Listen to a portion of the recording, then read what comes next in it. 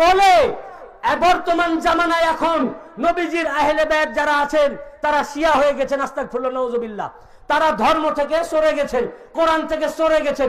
আসলে ওই মুল্লা ভণ্ড জাহান্নামী ওই কোরআন থেকে সরে গেছে।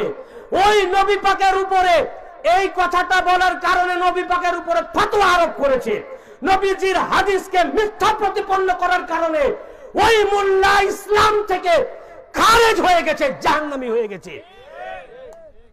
যারা বলে বর্তমান জামানায় এখন নবীজির আহলে বায়াত যারা আছেন তারা শিয়া হয়ে গেছেন, আস্তাগফিরুল্লাহ নাউযুবিল্লাহ, তারা ধর্ম থেকে সরে গেছেন, কোরআন থেকে সরে গেছেন।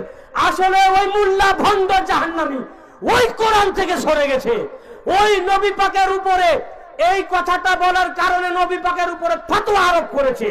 নবীজির হাদিসকে মিথ্যা প্রতিপন্ন করার কারণে ওই মুল্লা ইসলাম থেকে খারেজ হয়ে গেছে, জাহান্নামী হয়ে গেছে। যারা বলে বর্তমান জামানায় এখন নবীজির আহলে বায়াত যারা আছেন তারা শিয়া হয়ে গেছেন, আস্তাগফিরুল্লাহ নাউযুবিল্লাহ, তারা ধর্ম থেকে সরে গেছে।